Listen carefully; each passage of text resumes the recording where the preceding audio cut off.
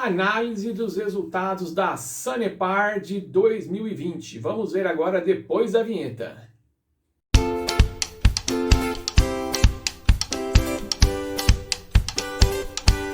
Atenção! O conteúdo a seguir não é uma recomendação de compra ou venda de ativos. Olá, investidores, sejam bem-vindos ao canal Ação e Ações. Eu sou o Pedro e hoje nós vamos ver aqui os resultados divulgados pela Sanepar para o ano de 2020. A empresa divulgou o balanço nessa semana passada, né? E eu vou trazer aqui uma análise um pouco mais detalhada, um pouco mais aprofundada, porque eu acho que esse papel merece esta atenção. Então, para começar aqui, vamos a algumas considerações iniciais que levaram o papel a obter os resultados que foram apresentados e que vão facilitar para você, investidor da Sanepar, decidir se continua no papel e para você também que deseja comprar a Sanepar e ainda não investe nela, se realmente o papel vale a pena ou não. Então vamos a eles. Bom, em primeiro lugar, redução da receita líquida e do lucro líquido, né, comparando aí o período do quarto trimestre de 2019 com o 2020. Uma melhora na dívida líquida, comparando o mesmo período. Redução das despesas financeiras, né, juros, empréstimos, taxas de financiamentos para o mesmo período, quarto trimestre de 2019, comparado aí ao quarto trimestre de 2020. Melhora também no endividamento, liquidez corrente, liquidez seca, consequentemente. O programa ou plano de aposentadoria incentivado, né? E a crise hídrica, a redução tarifária e o marco do saneamento. Então são esses aspectos que eu vou tratar aqui nesse conteúdo com vocês, tá bom? Então vamos lá. Em primeiro lugar, começando aqui com a questão da crise hídrica que assolou o nosso Paraná. Eu sou aqui da região de Londrina, né? Moro aqui em Londrina. A Sanepar nos atende aqui. E realmente houve um período de estiagem que provocou aqui a redução do nível de 4 reservatórios, né, que atendem a Sanepar: Iraí, Passaúna, Piraquara 1 e 2, sendo que 3 deles ficaram abaixo de 50% de suas capacidades e apenas o Piraquara aqui um pouquinho acima da sua capacidade, da metade da sua capacidade, né?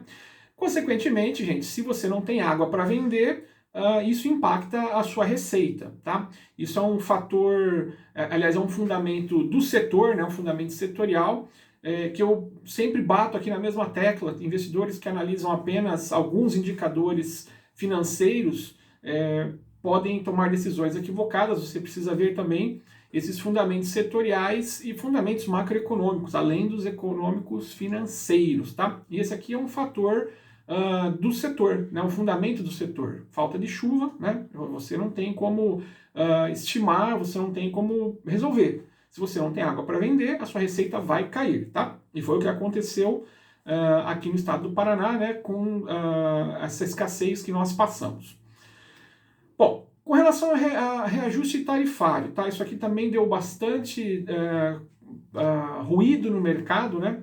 Inclusive tem um conteúdo meu anterior aí falando sobre isso. Vou deixar uma tagzinha aqui para quem não acompanhou, um desdobramento sobre essa questão do reajuste tarifário da Sanepar. Bom, fato é que em 18 de fevereiro foi pedido o reajuste tarifário, foi aprovado em 17 de abril, posteriormente foi aprovado, e aí depois, por uma reunião extraordinária, foi feita uma suspensão desse reajuste por 60 dias, devido à pandemia, né, gente? Todas as empresas que estão reportando os seus resultados agora em 2020 vão demonstrar muito bem isso, né? Como que a pandemia acabou afetando os seus resultados. E no caso da Sanepar, a pandemia e a falta de água, né? A falta de produto para vender. Então, em 9 de julho foi prorrogado daí por mais 60 dias essa suspensão, né? E aí depois, em 25 de agosto, a AGEPAR decidiu pela aprovação do percentual então de 9,6. E isso movimentou bem o mercado, trouxe algum ruído, né? Nós percebemos ali o papel com uma boa variação por conta dessa expectativa então de reajuste de tarifas. Porém, ali em 1º de setembro, a AGEPAR, reagindo a manifestações do governo, enfim, de outros órgãos, voltou atrás e suspendeu então os efeitos desse reajuste, e isso trouxe mais ruídos para o mercado, né?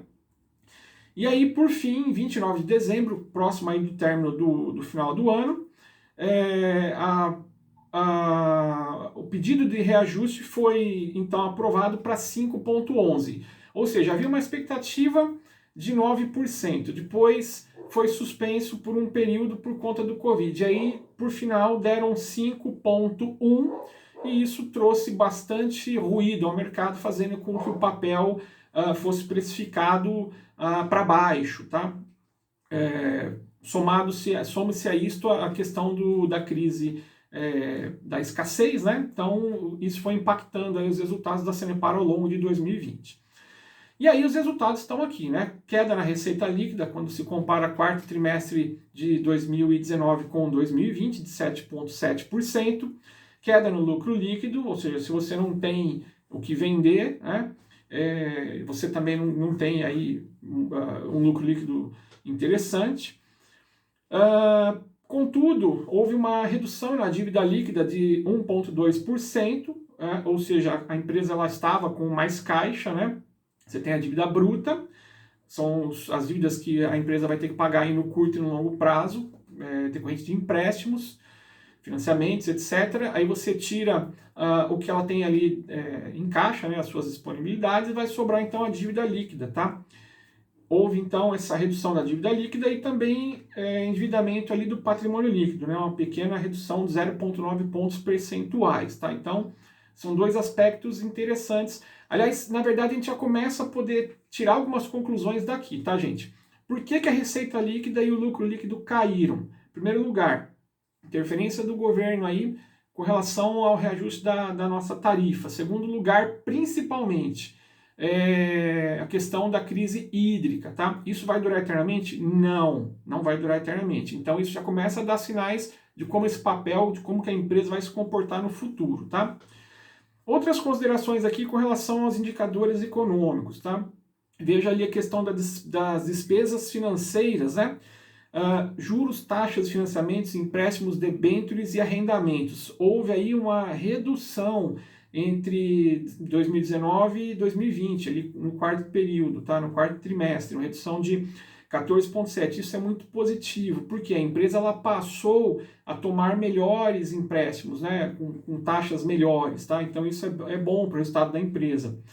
Porém, variação monetária passiva e perda com instrumentos financeiros derivativos, esses dois pontos aqui têm a ver com dívidas com moeda estrangeira, tá, gente? Houve aí uma variação, uma de 600%, outra de 300%. Isso se explica pela questão do Covid impactando diretamente aí o dólar, tá? Veja que em 2019 a gente tinha um câmbio aí em torno de 3,80, próximo de 4, e em 2020 chegou aí quase próximo de 5,50, enfim, houve uma explosão e todas as empresas que têm dívidas aí em moeda estrangeira sofreram com isso, tá? Na Casa Sanepar não foi diferente. Isso aí então trouxe aí um resultado financeiro de menos 0,62, né? Não foi um resultado muito interessante, tá? Ninguém teria como prever essa questão aí do Covid e a explosão do dólar, né? Isso aí trouxe também o crescimento de despesas, né, que eles chamam de despesas AVP, ou seja, você tem que fazer o ajuste a valor presente dessas despesas de ativos financeiros, tá? Então isso acabou impactando o resultado financeiro da empresa. E aí o resultado com relação a dívida dela, né, o montante que ela tem da dívida total agora de 3,6, né, era 3,08 ali em 19, é referente então a esses empréstimos, a financiamentos, debêntures, arrendamentos. Isso aí, gente, não tem como escapar, tá? Uma empresa do porte da Sanepar, você pode comparar aí com uma estrutura, por exemplo, de uma metalúrgica, de mineradoras. São empresas que têm ativos fixos pesados, tá? Elas precisam de muito CAPEX, elas precisam investir em maquinários e equipamentos para poder fazer o negócio rodar, tá? Então, essas empresas, elas não têm, elas não estão com, você não encontra essas empresas sem dívidas, elas sempre vão ter dívidas porém são dívidas boas, tá? Não pode ser encarado como uma dívida ruim. Sobre o EBITDA e a geração de caixa operacional, houve uma queda no desempenho, né? Óbvio, por motivos que a gente já falou agora aqui anteriormente. E essa queda foi de 7,7 aí na receita líquida, como a gente já viu ali atrás, né? Só que também houve uma redução de 2,6% aí de custos e despesas que acabam impactando o EBITDA, né? A Sanepar vem fazendo a tarefinha de casa, então isso mostra um desempenho interessante aí por parte da gestão, tá? A conversão do EBITDA em caixa operacional ela foi de 49,4%, né, em função do efeito aí de pagamento de tributos que foram postergados no passado, pagamento do PAI, que é o Plano de Aposentadoria Incentivado, ou seja, o efeito ele foi de caixa apenas, tá? Não foi contábil. Então, o pagamento do PAI foi bem interessante, é um plano de aposentadoria incentivado, acaba trazendo redução de custo. Claro, no primeiro momento você tem esse desembolso, mas vai trazer redução de custo por conta aí do quadro de funcionários, né, da redução do quadro de funcionários, e pagamento de tributos postergados é legal porque ela está matando dívida que ela tinha aí para frente, tá? Então a gente consegue ver aqui um resultado financeiro ruim até por conta disto, né? 36% aí entre 19 e 20, tá? Contudo, temos aqui também um outro aspecto que eu quero chamar a atenção, 9,3% na variação de depreciação e amortização. Como eu disse, essa empresa, empresas como a Sanepar, mineradoras, empresas de grande porte, né, siderúrgicas, existe essa questão da depreciação e amortização de seus equipamentos, seus prédios, suas instalações, né? Isso não significa que é ruim, tá, gente? Às vezes as pessoas olham e falam, mas pô, reduziu ali e tal, contribuiu para a redução. Olha, não é porque você compra um imóvel, por exemplo, pensa aí na sua casa, né? Você pagou aí um determinado valor quando você comprou, e daqui 10 anos você vai ter feito a total depreciação, por exemplo, desse imóvel, só que necessariamente ele não vale menos, ele vai se valorizar. Concorda comigo? Você comprou uma casa, hoje, daqui 10 anos, se você for vender essa casa, você não vai vender por menos do que você pagou. Você vai ter uma valorização, talvez 100% ou mais do que isso, tá? Isso é a parte do caixa, né, digamos assim, olhando no aspecto do regime de caixa. Pela parte contábil, sim, houve depreciação, né, você tem que depreciar isso aí por conta do uso, mas na prática, na hora do vamos ver, se você for vender o que você tem, os resultados serão positivos, tá? Então, depreciação e amortização, no caso da Sanepar aqui, há que se entender como um fato positivo para a empresa, tá? O endividamento, então, dela, a dívida bruta, né, com fornecedores no curto e no longo, passando aí de 3,0, né, em dezembro de 2019 para 3,6 aqui em dezembro de 2020, né? E a dívida líquida passando de 2,8 para 2,7, né? Agora em 2020, ou seja, redução, porque a empresa provavelmente está com mais caixa, nós vamos ver isso aqui um pouquinho mais para frente.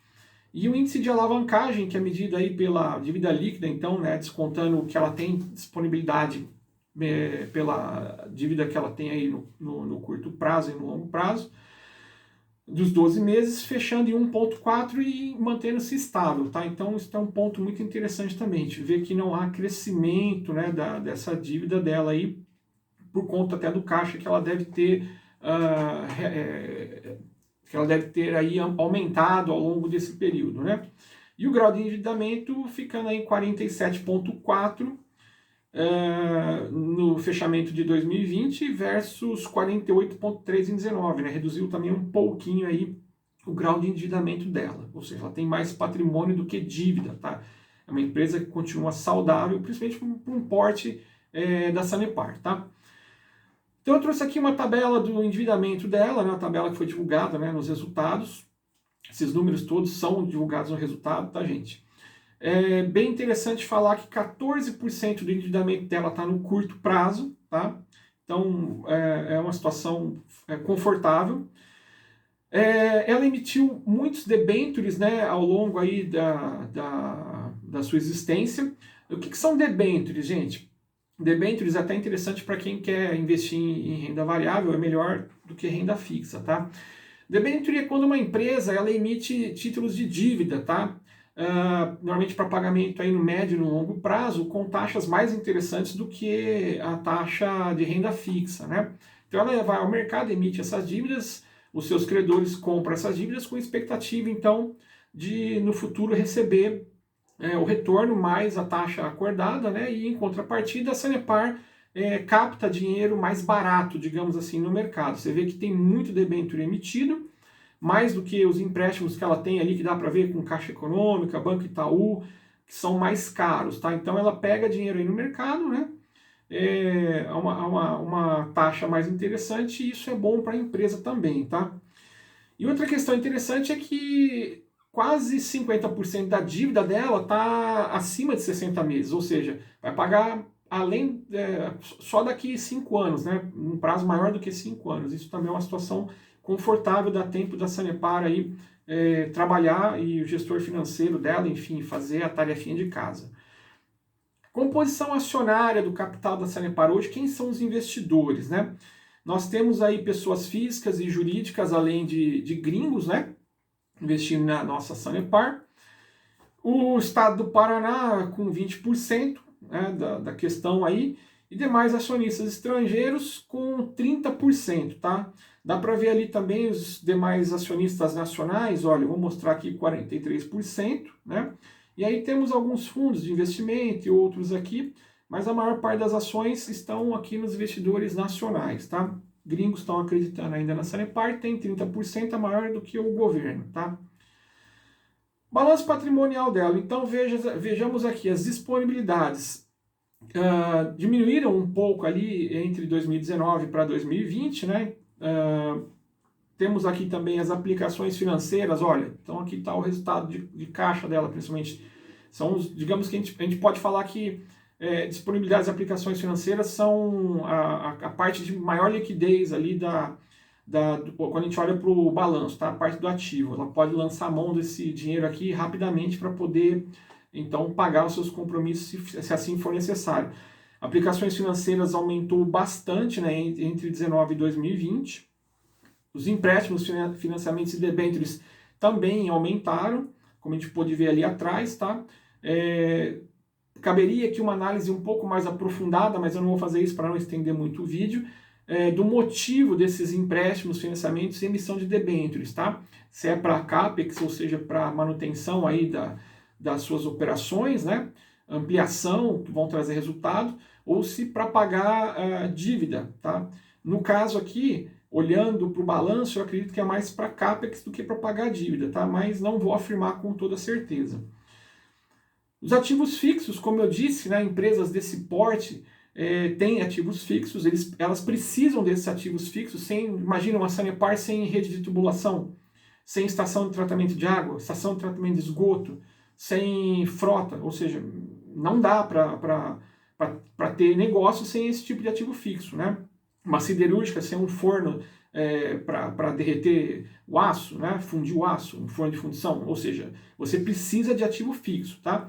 Veja que o ativo fixo dela vem crescendo de 2018 para 2020, isso é muito bom, né? E o patrimônio líquido também está crescendo, tá? Entre 2018 até 2019, né? E o capital de giro, né? O giro do capital de giro operacional, em dias ali para 2019 e 2020 houve uma redução. Como eu disse aqui anteriormente, só para quem não sabe, CAPEX, né, são os fundos usados para aquisição de elementos, ou seja, equipamentos, máquinas, que ajudarão a ampliar a capacidade da empresa de gerar lucro. Então é muito interessante acompanhar esse movimento, tá? Se você começa a ver uma empresa do tamanho da Sanepar, uma siderúrgica, né, uma mineradora, que não está investindo em CAPEX, presta atenção, porque de repente pode ter um problema aí, né, futuro por conta de geração de lucro, né? Afinal de contas, se você não tem ferramentas para isso, como que você vai gerar lucro? E de outro lado, nós temos OPEX, que faz menção aí às despesas com a operação, tá?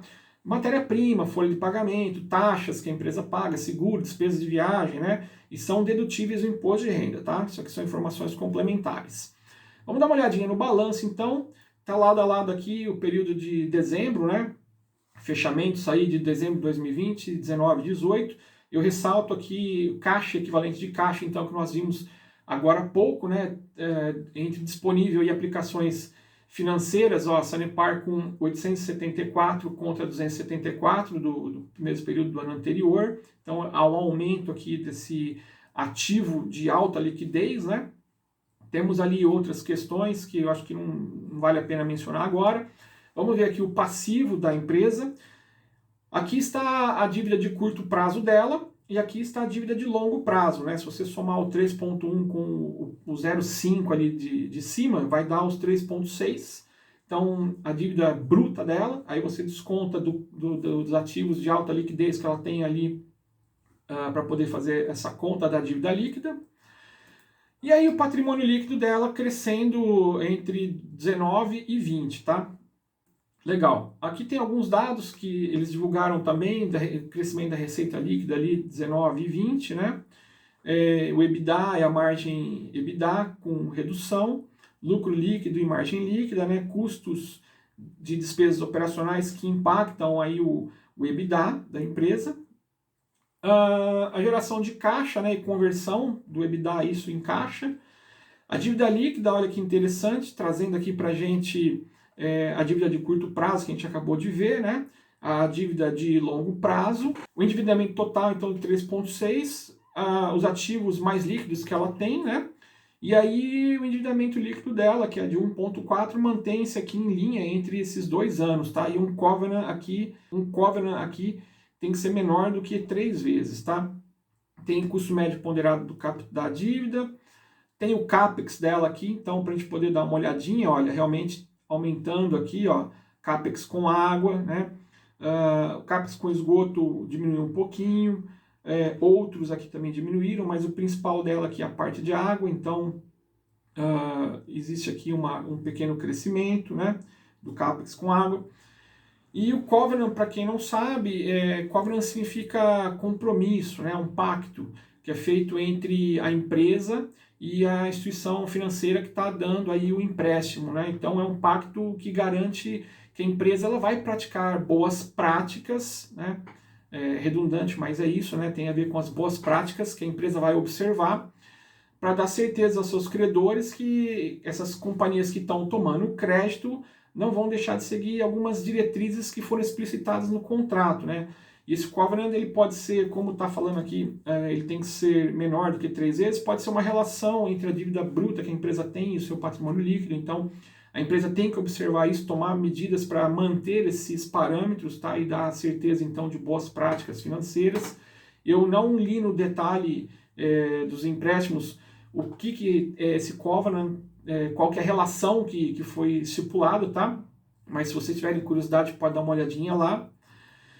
E aí, por fim, aqui, itens que não são recorrentes e que acabam impactando, então, no lucro líquido e podem dar para a gente mais pistas, ajudar vocês, investidores e aqueles que desejam investir na empresa, sobre continuar, comprar mais, vender ou não comprar, tá? Eu destaco aqui entre eles um item não recorrente, que é o programa de aposentadoria ou plano de aposentadoria incentivado, que impactou aqui o lucro líquido de 2020, tá? Ajudou na redução. Então, nós tivemos alguns aspectos que eu mencionei lá no começo. A crise hídrica, questão do reajuste tarifário, questão do Covid, que acabou expandindo aí o preço do dólar, e o plano de aposentadoria. Esses 4 fatores são fatores não recorrentes e acabaram impactando o resultado da empresa, que na minha opinião é uma empresa boa, uma empresa saudável, né? Está com uma gestão interessante, e eu quero deixar aqui uma reflexão para vocês. Crise hídrica não dura para sempre, Covid não dura para sempre, logo o preço de dólar tende a voltar ao normal. Plano de aposentadoria, que é redução de custo, também não é um evento recorrente, o ano que vem não vai ter. Então, daqui até o próximo período de 2021, né, final de 2021, o resultado pode mudar em relação a essas questões, tá? Então, aí isso pode servir de ferramenta, pode servir de informação, de dados, para que você possa tomar sua decisão se essa Sanepar é uma boa empresa ou não é uma boa empresa, tá legal, gente? Então é isso aí, pode deixar os seus comentários, as suas dúvidas, se inscreve no nosso canal, Eu espero ter esclarecido para vocês a questão aí da Sanepar e desejo a vocês bons estudos e bons negócios. Um forte abraço.